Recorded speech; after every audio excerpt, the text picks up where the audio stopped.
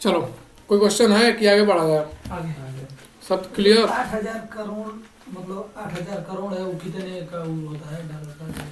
मतलब $1 बिलियन बराबर होता है 8,000 करोड़। ठीक है ना? कोई क्वेश्चन नहीं ना उसमें न्यूज़पेपर वाले में? नहीं।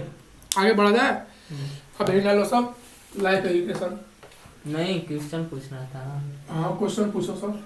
नहीं, क्वेश्चन आप पूछने के लिए कर रहे थे। वही तो कह रहे क्वेश्चन पूछो सब। कोई क्वेश्चन पूछना है तो कोई भी क्वेश्चन पूछना है। इसमें से जो पढ़ाया जितना उसमें से नहीं, कोई भी क्वेश्चन पूछना है तो पूछो सब, वो बात कर रहे हैं। कोई क्वेश्चन पूछना है किसी भी चीज़ से रिलेटेड तो पहले रुको पढ़ लिया जाए, तो लास्ट में क्वेश्चन आंसर सेशन हो जाएगा। ठीक है? कुछ लिख के लिखाया हो वो अब ध्यान से देखो। लाइफ एजुकेशन हेडिंग दे।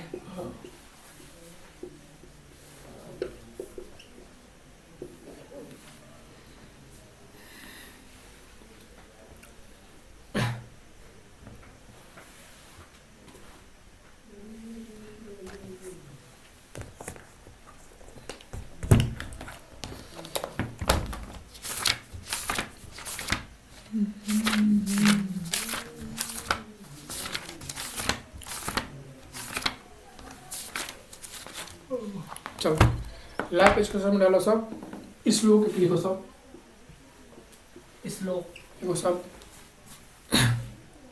धर्म क्षेत्रे कुरुक्षेत्रे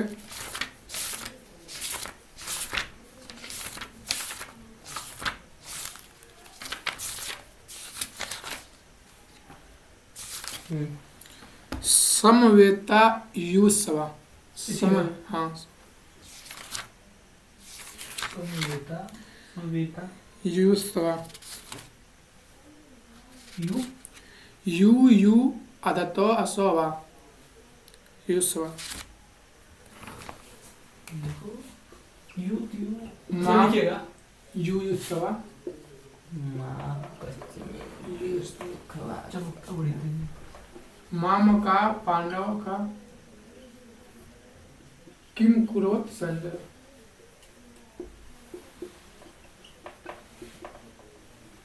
तुम जाकर, अगर मान नहीं लिख पा रहे हो सब, ठीक है ना, जाकर सर्च करना सब। गीता कैसे गीता होता है ना, तो गीता के मतलब पहले अध्याय का पहला श्लोक है। हम बोल दे रहे हैं, चमक यार। देखो। धर्म क्षेत्रे कुरुक्षेत्रे समवेता युत्सवा माम का पांडवश्च किम कुर्वत संजय। ठीक है ना? अब देखो इसका अर्थ क्या होता है।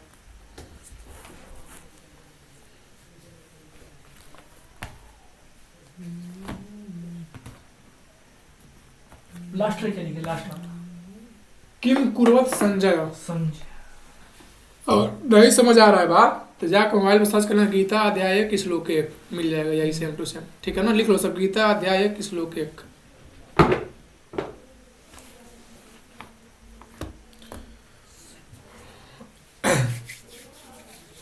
अब ध्यान से देखो, अब सिंपल एकदम बढ़िया से बैठ जाओ सब। ठीक है ना? कह रहा है कि पहला क्या आता है, धर्म क्षेत्र कुरुक्षेत्र, यानी कि धर्म क्षेत्र कुरुक्षेत्र। ठीक है ना? धर्म क्षेत्र कुरुक्षेत्र समवेता युत्सवा, यानी कि धर्म क्षेत्र और कुरुक्षेत्र में जो आमने सामने पांडव और कौरव खड़े हैं सब। माम का पांडव शाम, मेरे और पांडु के पुत्रों ने किम कुर्वत संजय। मतलब धृतराष्ट्र नाम सुनो सब ना, धृतराष्ट्र का? नहीं सुनो नाम धृतराष्ट्र का? महाभारत का नाम सुने हो सब? महाभारत में पांडव जानते हो सब, कौरव जानते हो सब ना, दुर्योधन जानते हो सब? दुर्योधन दुर्योधन के पापा थे धृतराष्ट्र पिताजी। ठीक है ना? तो युद्ध का एकदम युद्ध प्रारंभ होने वाला है। ठीक है ना? अब धृतराष्ट्र कह रहे हैं, धृतराष्ट्र आंख से क्या थे? अंधे थे। इनकी माता भी क्या थी? अंधी थी। तो एक थे उनके राज्य में संजय। ठीक है ना? उनके पास अलौकिक शक्ति थी जो धृतराष्ट्र को दिखा देते थे। अंधे थे तभी वो देखने का सामर्थ्य, मतलब वो देखकर उनको बता देते थे क्या क्या हो रहा है।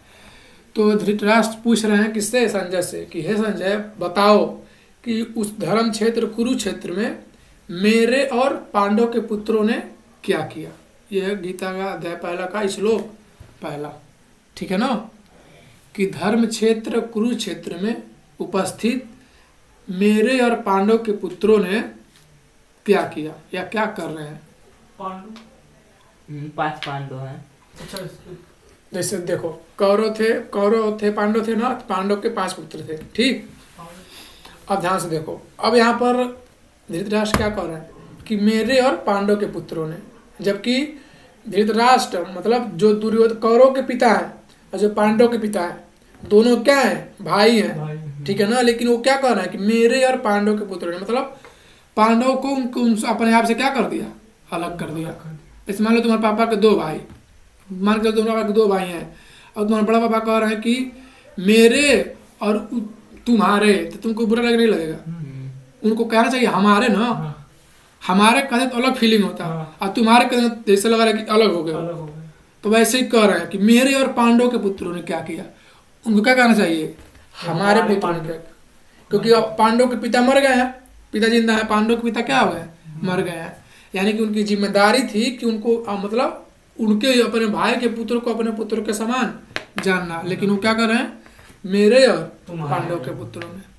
तो ये होता है रॉन्ग पेरेंटिंग। ये क्या कहलाता है, रॉन्ग पेरेंटिंग।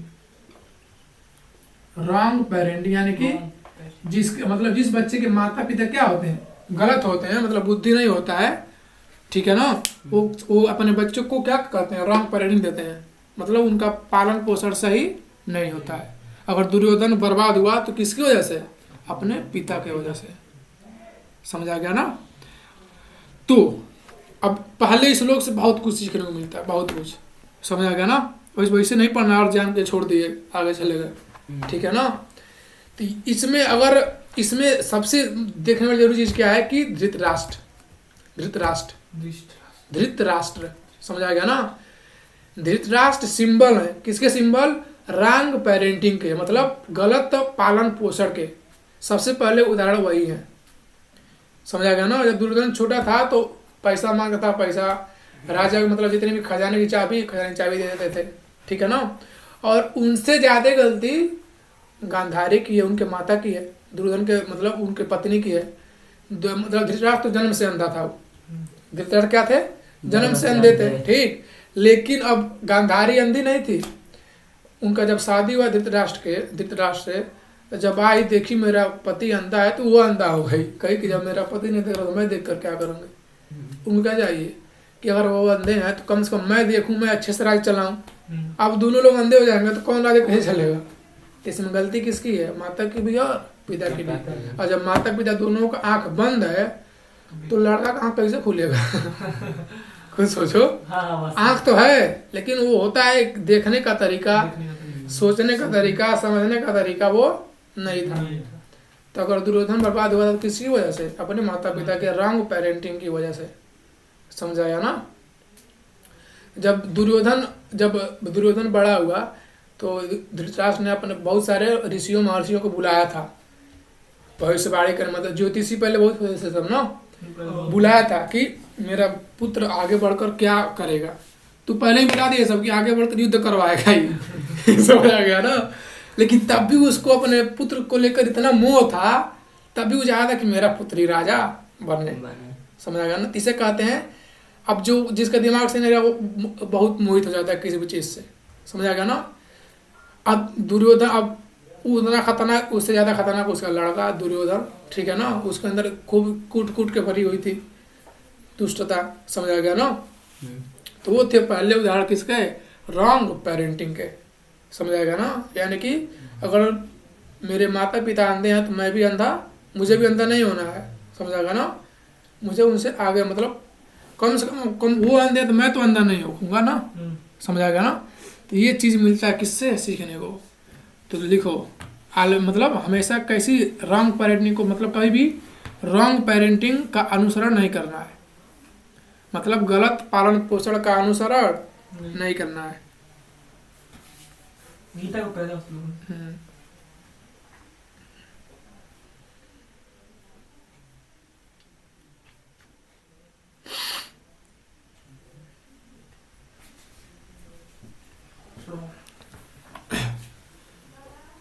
समझ आ गया? अब ध्यान से देखो, वो जानते थे कि मेरा पुत्र योग्य नहीं है राजगद्दी के, लेकिन तब भी उसको क्या बना दिए? राजा बना दिए। इसे कहते हैं क्या? नेपोटिज्म। मतलब नेपोटिज्म मतलब जो योग्य नहीं है लेकिन मेरा बेटा है ना, इसलिए मैं उसको राजा बनाऊंगा, इसलिए मैं उसको क्या बनाऊंगा? राजा। इसी को कहते हैं नेपोटिज्म। ये इस समय इंडिया में बहुत चलता है। कोई भी नेता होता है वो अपने लड़के को टिकट देता है, वो योग्य आदमी को टिकट नहीं देगा। कोई भी हीरो होगा तो अपने लड़के को हीरो बनाएगा, ये नहीं देखेगा कि कौन योग्य है। समझाएगा ना? तो सबसे पहला उदाहरण किसका मिलता है? धृतराष्ट्र का। इस समय तो उदाहरणों का भरमार है। समझाएगा ना? मतलब तुम योग्य, जैसे मान लो तुम हमारे लड़के, तुम योग्य नहीं हो, लेकिन मैं चाहता हूँ कि तुम ही हमारे जितनी भी दौलत है, जितनी भी कंपनी है, जितने भी राज है, उसका मालिक बनो। तो ये मूर्खता है कि नहीं है? तो ये अपना तो अपना जिंदगी बर्बाद करेगा, उस पूरे राज्य के जितने भी लोग होंगे सबका जिंदगी क्या कर देगा? बर्बाद कर देगा। इसे कहते हैं नेपोटिज्म। तो नेपोटिज्म तुम्हें नहीं करना है। तुम्हें क्या करना है? नेपोटिज्म नहीं, मेरिटोक्रेसी। मेरिटोक्रेसी मतलब होता है मेरिट के आधार पे, यानी कि योग्यता के आधार पर। तो तुम आगे चल कर कहीं भी कुछ करना, तुम ये नहीं देखना कि मेरा लड़का, मेरा पत्नी, मेरा भाई, नहीं। जो योग्य होगा उसको देना। पहला प्राथमिकता किसको देना? योग्यता को। जो उसको सबसे योग्य जो होगा। अगर 2 भाई हैं तुम्हारे, 2 लड़के हैं, लेकिन योग्य 2 लड़के हैं, तो छोड़ देना 2 भाइयों को। कोई तरह नहीं, तुम मेरे भाई हो ठीक है, लेकिन काम ये सब करेंगे सब। तुमको हम खिलाएंगे पिलाएंगे ठीक है, लेकिन काम कौन करेगा? जो योग्य होगा। नहीं तो तुमको चुन दूंगा, तुम सही काम करोगे नहीं, तुम्हारा भी जिंदगी बर्बाद, मेरा भी जिंदगी बर्बाद, और जिसके लिए करोगे उसका भी जिंदगी बर्बाद। समझ आ गया ना? तो कभी भी नेपोटिज्म पर नहीं जाना है। किस पर जाना है? मेरिटोक्रेसी पर। जो योग्य होगा उसको देंगे, कुछ भी। समझ आ गया ना? पैसा, रुपया, कुछ भी, टाइम, जो योग्य होगा उसको क्या देंगे? चीजें देंगे। जो योग्य नहीं हो उसको चीज देने से क्या फायदा? चाहे अपने हो, चाहे पराये हो, चाहे दूसरे हो। समझ आएगा ना? तो लिखो, नेपोटिज्म नहीं, मेरिटोक्रेसी।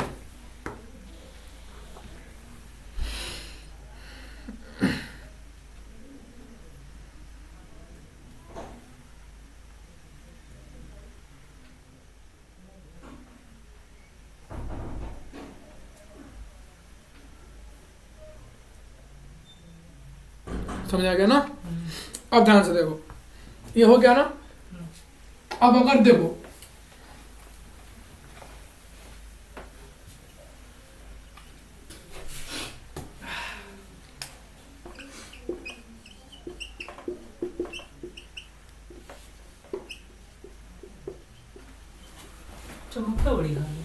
अगर तुमने नेपोटिज्म किया तो क्या होगा?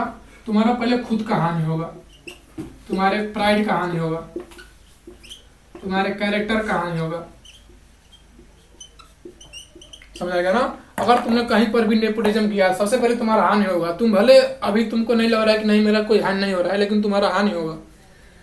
तुम्हारा जो प्राइड है, मान लो कोई भी काम करता है तो एक गर्व से करता है कि नहीं यार मैं ये काम कर रहा हूँ, सही काम करता है। तो अगर तुमने उसमें नेपोटिज्म लाया तब तुम्हारा प्राइड, तुमको लगेगा भले कि नहीं मेरा प्राइड है, लेकिन जितने भी जो लोग होंगे तुम्हारे, उनके अंदर तुम्हारा जो इज्जत नहीं होगा। उस सामने तुम्हारा भले इज्जत कर देंगे सब, लेकिन दिल से तुम्हारा इज्जत नहीं करेंगे सब। और जो हमारा जो कैरेक्टर है वो तो रद्द हो ही जाएगा, क्योंकि तुम भी जानते होगे कि मेरा बेटा योग्य नहीं है, लेकिन तब मैं इसको गति को बैठाया हूँ। समझ आ गया ना? और नहीं करोगे, अगर मेरिटोक्रेसी पर ध्यान दोगे तो इसी का उल्टा कोई दो लाभ भी होगा तुम्हें। प्राइड तुम्हारा हमेशा रहेगा, कैरेक्टर भी बढ़िया रहेगा। रतन टाटा का नाम है, होता है कि नहीं होता? बहुत तो वहाँ नेपोटिज्म की होता है मेरिटोक्रेसी। समझा क्या ना? हमेशा काम किसको देना है? योग्य व्यक्ति को देना है। समझा गया ना? ये बात सिखाती है पहला अध्याय। समझा गया ना? अब ध्यान से देखो, कोई भी काम करो, इससे पहले मैं बता चुका हूँ, कोई भी काम तुम करते हो तो उसको WRT फार्मूले से कर लो। ये सब कुछ बता चुका हूँ। WRT बताया हो ना? कोई भी काम करो तो उसको कैसे करो? वाइजली मतलब बुद्धिमत्ता से, बुद्धिमानी से। कोई भी काम करो किससे करो? बुद्धिमानी से, वाइजली। इसे कहते हैं WRT फार्मूला। सही तरीके से। डब्ल्यू मतलब क्या होता है? वाइजली। वाइज मतलब होता है बुद्धिमान, बुद्धिमानी मतलब बुद्धिमानी तरीके से। इसमें तुम पढ़ रहे हो तो बढ़िया से पढ़ो, अच्छे से। समझ आ गया ना? R मतलब होता है डब्ल्यू मतलब वाइजली, आर होता है राइटली। यानी समझ बढ़िया से राइटली सही मतलब तरीके से सही तरीके से, टाइमली। सही तरीके से। बुद्धिमानी अलग होती है और तरीका अलग होता है। जैसे तुम खाना बना रहे हो एकदम बुद्धिमानी पूर्वक, लेकिन तरीका गलत है। चावल डालने से पहले 1 किलो आलू डाल दिए तो गलत तरीका भी नहीं हो गया, लेकिन तुम बुद्धिमानी से बना रहे हो तो गलत हो नहीं होगा। कोई भी काम करना है बुद्धिमानी से करना है, सही तरीके से करना है, और टाइमली, टाइम से करना। सही समय पर करना है। पहले तो पढ़ाई में क्या सुनना। सही समय पर करना है। ये नहीं कि अब पूरा चावल हो गया तब डालेंगे 1 चम्मच नमक समझ आ गया ना। कोई भी काम करो ये फार्मूला लगाओ, कभी भी परेशान नहीं होगे। WRT formula. कोई भी काम करो, क्वेश्चन पूछो कि मैं बुद्धिमानी से कर रहा हूँ नहीं कर रहा हूँ, अगर नहीं कर रहा हो छोड़ दो काम, ठीक है ना। मैं सही तरीके से कर रहा हूँ नहीं कर रहा हूँ, अब मैं सही मतलब जो मैं काम कर रहा हूँ ये सही समय पर कर रहा हूँ नहीं कर रहा हूँ, समझ आ गया ना, समझ आ गया ना।